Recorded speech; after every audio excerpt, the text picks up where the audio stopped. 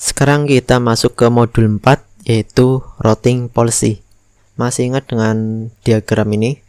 Diagram ini menjelaskan alur perpindahan data informasi routing dari routing protokol ke routing table, kemudian dari routing table ke routing protokol dan forwarding table.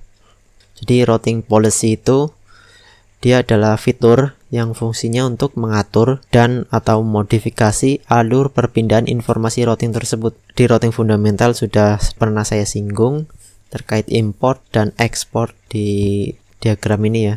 Import itu adalah proses masuknya informasi ke routing table, sedangkan export itu proses keluarnya informasi routing tersebut dari routing table. Nah, maka di sini itu import policy itu adalah policy atau aturan yang mengatur alur informasi routing yang akan masuk ke routing table. Nah, sedangkan export policy itu mengatur alur informasi routing yang akan keluar dari routing table. Jadi dengan routing policy ini kita bisa mengatur, misal kita bisa menolak atau mengizinkan routing ke jaringan tertentu, serta kita juga bisa menggabungkan dua routing protokol menjadi satu, bukan menjadi satu, tetapi agar dua routing protokol tersebut dapat saling berkomunikasi atau bertukar informasi routing. Itu namanya redistribution ya. Nah, ini adalah default routing policy untuk masing-masing dynamic routing protokol ya. Ada OSPF, ISIS, RIP, dan BGP. Untuk import polisinya secara sekilas semuanya sama ya. Semua informasi routing itu diterima dan bisa diimport ke routing table. Jadi proses masuknya itu semuanya diterima, tidak ada masalah. Nah, yang berbeda ini adalah export policy. Sebelumnya saya kasih catatan dulu. Untuk export policy ini yang diatur itu yang ke routing protokol. Adapun yang ke forwarding table itu tentunya otomatis selalu diterima ya. Untuk export policy OSPF, ISIS, dia menolak semua proses ekspor kecuali untuk protokol itu sendiri. Maksudnya ketika misal di sini sumber informasi routingnya adalah protokol OSPF. Nah, masuknya akan diterima ya. Kemudian data OSPF itu juga disimpan di routing table. Kemudian di sisi lain juga ada routing protokol selain OSPF, misal RIP. Secara defaultnya kita lihat di sini OSPF itu menolak semua proses ekspor kecuali untuk protokol itu sendiri. Jadi ini kan RIP, ini OSPF, maka proses ekspornya itu ditolak. Jadi data routing protokol OSPF itu tidak bisa diteruskan ke routing protokol lainnya, baik itu RIP, ISIS, BGP, itu nggak bisa. Yang bisa itu hanya protokol itu sendiri, yaitu OSPF. Jadi kalau di sini OSPF, dia bisa share ke OSPF juga selama dia dalam satu area. Demikian pula dengan ISIS. Kalau sininya inputnya itu ISIS, dia juga bisa diekspor ke routing protokol ISIS, tetapi tidak bisa diekspor ke routing protokol selain ISIS. Makanya di praktik terakhir kita itu kan kita punya yang ini ya. Sebentar. Yang ini. Kita kan punya dua routing protokol yang jalan di suatu jaringan, OSPF dan ISIS. Kemarin kan di sini router 2 dan router 4 itu router 1 dan router 3 bisa saling terhubung. Tetapi router 2 dan router 4 belum bisa karena di sini dia berbeda protokol. Protokol SPF itu hanya sampai sini, ISIS juga hanya sampai sini router 1. Jadi nggak bisa terhubung ke sana.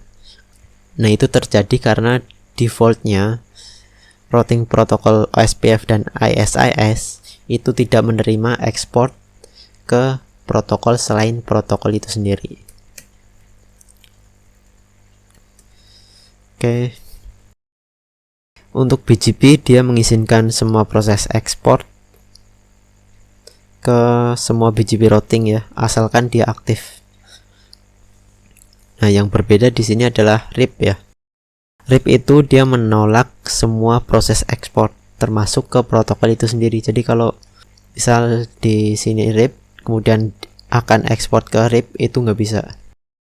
Apalagi ke protokol lain yang sesama protokol RIP saja tidak diizinkan, apalagi protokol lain tentunya tidak diizinkan juga. Nah, makanya saya tidak mendemonstrasikan atau menjelaskan routing RIP di sesi routing fundamental kemarin. Saya akan menjelaskan routing RIP ini di lab 5, yaitu di bagian routing policy ini. Karena RIP itu memiliki default routing policy yang berbeda dengan protokol lainnya, sehingga kita perlu merubahnya atau memanipulasinya menggunakan routing policy ini. Nah, ini adalah hierarki routing policy ya. Sebenarnya kita akan bahas mungkin nanti sambil praktik di lab 6 atau di lab 5 soal RIP itu. Routing policy ini mirip seperti if else statement. Jika data yang dibandingkan itu cocok, maka dia akan melakukan action. Kalau tidak cocok, dia akan meneruskan ke term atau statement berikutnya. Kalau sampai akhir tidak cocok, tidak ada yang cocok, maka dia akan kembali ke default policy ini. Lalu data apa saja yang bisa dicocokkan di routing policy? Yang pertama ada prefix. Prefix itu sama seperti alamat network ya, atau destination address kalau di routing. Kalau di routing policy itu namanya route filter, atau kalau kumpulan prefix itu namanya prefix list. Data yang bisa dijadikan match from itu adalah protokol. Jadi protokol routingnya apa itu bisa dijadikan sebagai ketentuan di match from. Kemudian routing protokol atributnya juga bisa digunakan, next hop dan sebagainya. Nanti kita akan lihat lebih detail di praktek labnya ya. Ini terkait route filter. Ini juga akan kita jelaskan di saat praktik lab 6. Untuk actionnya, routing policy punya 3 jenis: terminating action, flow control, modifier. Terminating action adalah action yang akan menghentikan proses pencocokan routing policy ya. Jadi misal di first term ini datanya sudah cocok, dan then-nya ini dia melakukan action terminating action seperti accept dan reject. Nah, maka setelah itu dia tidak akan diteruskan ke second term ini. Itu terminating action. Kemudian flow control itu ada next term dan next policy. Kalau next term berarti diteruskan, misalnya data sudah cocok di first term ini, tetapi di then actionnya itu misal next term, berarti dia akan diteruskan ke term berikutnya. Atau next policy, maka dia akan diteruskan ke policy berikutnya. Kemudian ada juga action modifier atau action yang untuk mengubah value-nya. Di sini ada community, add, delete, set, dan preference. Jadi diubah datanya ya. Itu saja dulu sekilas tentang routing policy.